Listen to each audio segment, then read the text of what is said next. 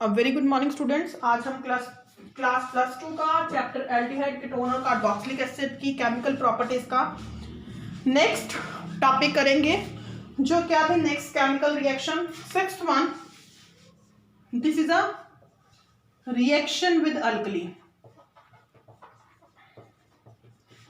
Reaction with alkali में सबसे first जो रिएक्शन है वो क्या है, aldol condensation. This is a very very important reaction. अब देखो एल्डोल कंडेंसेशन बेटा 3 टाइप्स की हैं। First is self aldol condensation, second one is cross aldol condensation and the third one is a intramolecular aldol condensation, जिनको हम one by one discuss करेंगे। If I am talking about self aldol condensation, what it means कि जिसमें आप दो aldehyde या ketone की जब कंडेंसेशन मतलब उन दोनों को जोड़ोगे, एल्डिहाइड या कीटोन को जब आप जोड़ोगे तो सेल्फ में वो दोनों एल्डिहाइड और कीटोन क्या होने चाहिए, सेम। तो हम कह सकते हैं self aldol condensation means same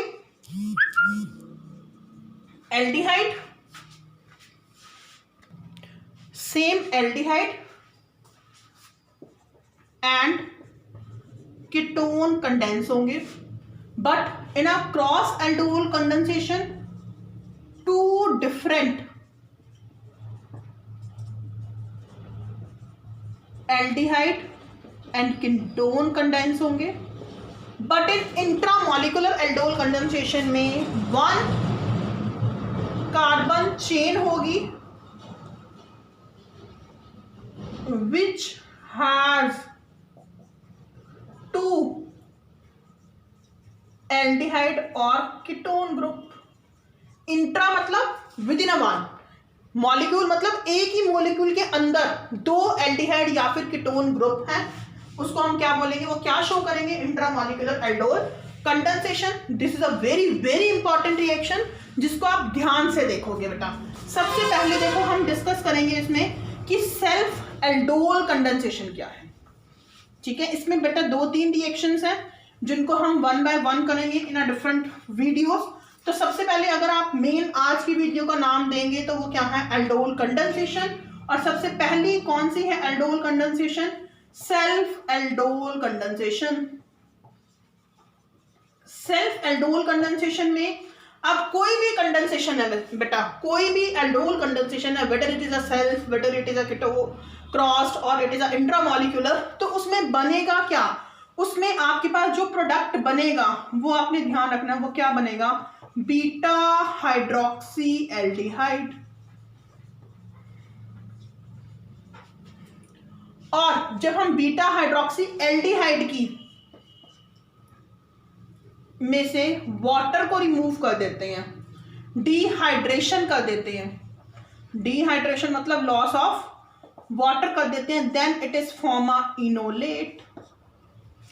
enolate में क्या है आपके पास, इन प्लस OH।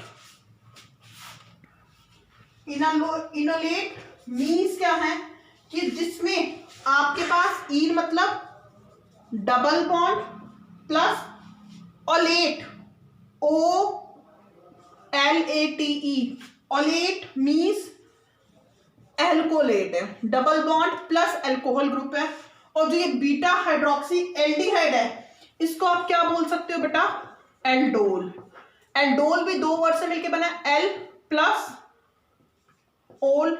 एल्ड मतलब एल्डिहाइड, ओल मतलब OH, मतलब एक ऐसा मॉलिक्यूल जिसमें OH और CHO ग्रुप होगा।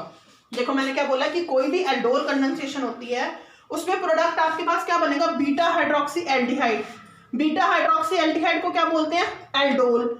एल्डोल 2 वर्ड से मिलकर बना हुआ है, एल्ड प्लस ओल, मतलब एक ऐसा मॉलिक्यूल जिसमें एल्डिहाइड ग्रुप भी है, OH ग्रुप भी है।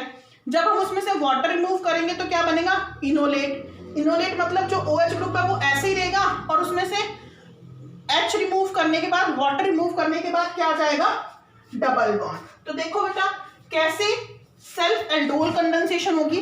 प्रोडक्ट आपके दिमाग में होना चाहिए कि बीटा हाइड्रोक्सी एल्डिहाइड बनना है, ठीक है। अब वो कैसे बनेगा देखो करते हैं, दो आपने एल्डिहाइड सेम लेने हैं। जैसे मैंने CH3 CHO CH3 CHO, दो एल्डिहाइड है, इसको हम क्या बोल सकते हैं, इथेनॉल। और एल्डोल कंडेंसेशन की आपने कंडीशन याद रखनी है, इसकी कंडीशन क्या है, dilute NaOH। इसके बाद बेटा रिएक्शन विद अल्कली में कैनिज़ेरो रिएक्शन आती है जिसमें हम NaOH 50% यूज करते हैं। बट आपको ध्यान रखना है कि एल्डोल कंडेंसेशन में हम कौन सा NaOH यूज करते हैं, dilute NaOH यूज करते हैं। और होगी कैसे, देखो एल्डोल कंडेंसेशन, जो भी एक एल्डिहाइड है बेटा, चाहे पहले इसको ले लो चाहे इसको ले लो, जैसे मैंने पहले ये लिया, तो आपने क्या करना है CHO, और इसके बाद जितने भी कार्बन होंगे, जैसे एक कार्बन है तो ये एक कार्बन क्या है, अल्फा, तो एक कार्बन होगा उसको तो ऐसे ही रखोगे। अगर एक कार्बन से ज्यादा होते, लेट्स सपोज मैंने आपको कहा कि ये एग्जांपल है, this is a propanol dilute NaOH, तो जो CHO है वो ऐसे ही रहेगा बेटा, एक कार्बन आप लिखोगे अल्फा, एक कार्बन जो था आगे वाला उसको नीचे शिफ्ट कर दोगे। मतलब कहने का मतलब क्या है कि CHO के आगे आपने सिर्फ एक कार्बन लिख के उसके बाद जितने भी कार्बन है उन सबको नीचे डाइवर्ट कर दोगे। और जो बीटा बनना है, देखो मैंने अभी बोला प्रोडक्ट क्या बनना है, बीटा हाइड्रोक्सी एल्डिहाइड। और जो ये बीटा हाइड्रोक्सी बनना है ये कौन सा बनेगा, जो दूसरे वाला एल्डिहाइड होगा उसका एल्डिहाइड ग्रुप, यानी कि जो बीटा काउंट होगा वो सेकंड एल्डिहाइड ग्रुप काउंट होगा।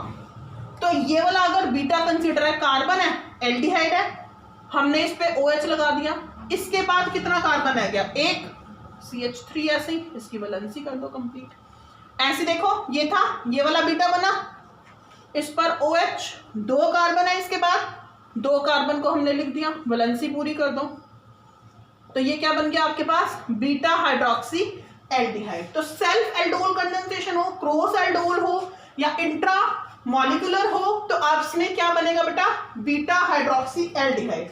अब अगर इसका नाम दो कैसे, 1 2 3 4, इसको अल्फा भी बोल सकते हो, बीटा भी बोल सकते हैं पोजीशन।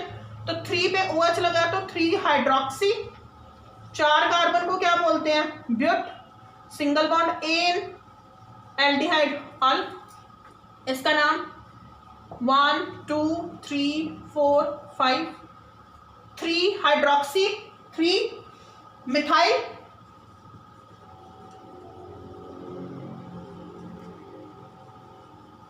कितने कार्बन है, 1 2 3 4 5, 5 है, पेंट, सिंगल बॉन्ड एन और अल।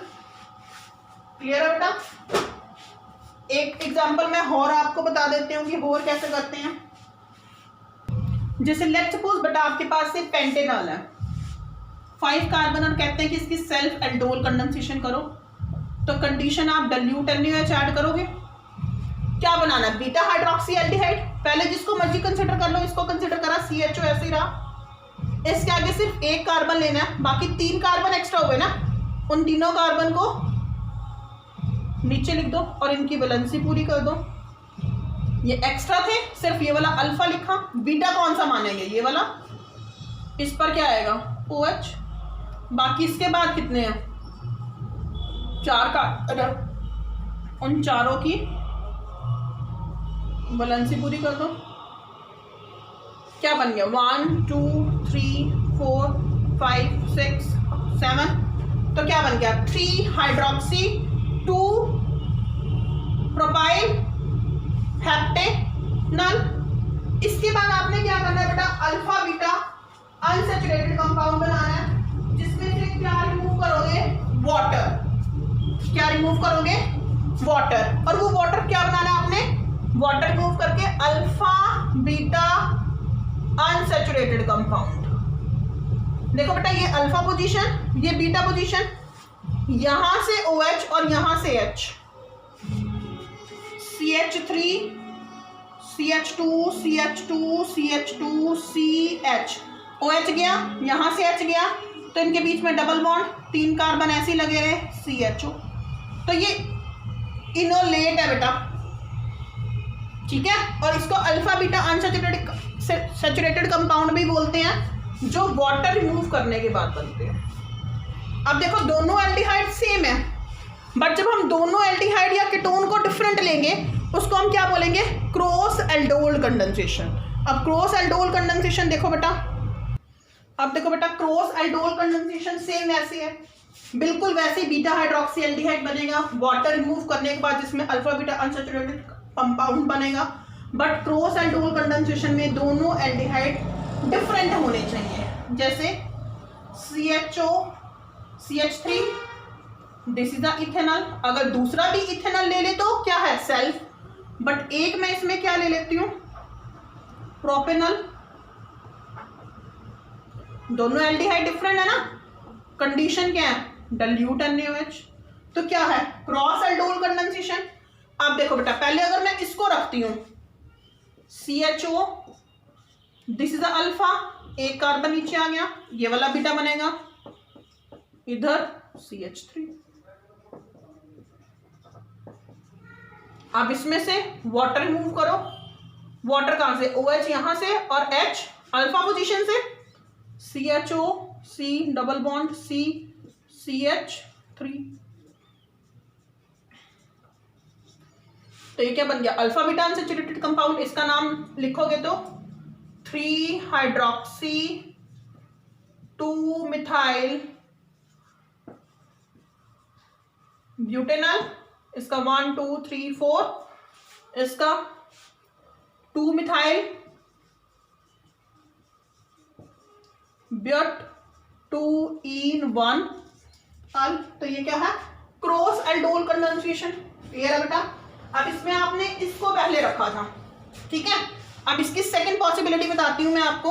अगर आप प्रोपेनॉल को पहले ना रख के इथेनॉल को पहले रखते हो, रिएक्शन सेम ही होगी बेटा, वो आपकी मर्जी है, डोंट गेट कंफ्यूज्ड कि क्या होगा। अगर मैं इथेनॉल को पहले रख देती हूँ, CHO एक ही कार्बन है, बीटा ये बन जाएगा, यहां पर OH 2 कार्बन, वैलेंसी पूरी कर दो, तो अब क्या बन गया एल्डोल बन गया। इसका नाम क्या होगा 1 2 3 4 5 3 हाइड्रोक्सी पेंटेनॉल, वाटर रिमूव करो, OH और H जाएगा यहां से, CH3 CH2 CH double bond CH CHO, एक 5 हो गए, तो पेंटेन पेंट 2 इन 1 अल, तो ये क्या हो गया क्रॉस एल्डोल कंडेंसेशन। क्लियर है बेटा। अब देखो आगे इंट्रामोलिकुलर एल्डोल कंडेंसेशन। देखो बेटा इंट्रामोलिकुलर एल्डोल कंडेंसेशन, इसमें आपने ध्यान रखना है कि जो आपके पास एक ही चेन में 2 एल्डिहाइड ग्रुप होंगे वो कम से कम 6 या 7 कार्बन से शुरू होंगे। जैसे मैंने लेट्स सपोज 6 कार्बन ले लिए, एक ही स्टेट चेन में है, इसके दोनों एंड पे मैंने CHO ग्रुप ले लिया, एल्डिहाइड ग्रुप ले लिया, वैलेंसी कंप्लीट कर दो, तो ये क्या आपके पास हेक्सेन 1,6 डायल, वैसे ही करोगे बिल्कुल सेम, डाइल्यूट NaOH, और इधर से शुरू कर दो बेटा, CHO लिया, ऐसे ही हमने लिख ली, 6 कार्बन लिख लिए।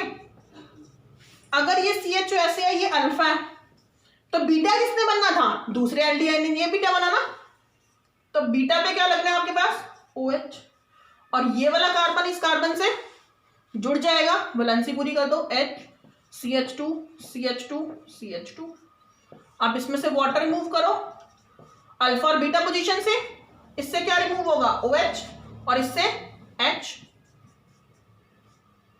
यहां पे क्या लग गया आपके पास OH C इन दोनों के बीच में डबल बॉन्ड, यहां पे CHO, 4 वैलेंसी पूरी है, जिनकी वैलेंसी कम है उनकी वैलेंसी पूरी कर दो, तो ये आपके पास क्या बन गया 1 2 3 4 5 रिंग है और एल्डिहाइड ग्रुप बाहर है, तो साइक्लोपेंट 1 ईन, यहां से कर सकते हो 1 2 1 ईन, साथ में कार्बाइल एल्डिहाइड, कार्बाइल एल्डिहाइड हमने सफिक्स लिया CHO2 3 4 5 1 के बाद ईन है, और कार्बाइल एल्डिहाइड हमने CHO के लिए यूज करा जो साइक्लोपेंटेन के बाहर है। तो ये क्या है आपके पास इंट्रामॉलिक्यूलर एल्डोल कंडेंसेशन। अब आपने याद रखना है बेटा एक मेन पॉइंट, जो नेक्स्ट रिएक्शन है कैनिज़ेरो उससे डिफरेंट है। वो क्या डिफरेंट है कि कौन से मॉलिक्यूल, कौन से एल्डिहाइड और कीटोन आपके पास एल्डोल कंडेंसेशन शो करते हैं। कौन से मॉलिक्यूल शो करते हैं एल्डोल कंडेंसेशन? जिनके पास अल्फा हाइड्रोजन होगा, जिनके पास अल्फा हाइड्रोजन नहीं होगा तो वो आपके पास क्या है एल्डोल कंडेंसेशन शो नहीं करेंगे। मतलब C डबल बॉन्ड O से अगले वाला जो कार्बन है इसको alpha, then beta, then gamma, then delta, यहां पर H H H H H H H H। तो ये अल्फा कार्बन पर अल्फा हाइड्रोजन होने जरूरी है। जैसे मैंने लिखा बेटा HCHO लिख दिया, तो C double bond O H और H, इससे आगे अल्फा कार्बन है नहीं है ना, तो क्या ये एल्डोल कंडेंसेशन शो करेगा? नहीं, क्योंकि मैंने बोला एल्डोल कंडेंसेशन के लिए कंडीशन है बेटा। वो क्या कंडीशन है कि अल्फा हाइड्रोजन होना बहुत ही ज्यादा जरूरी है।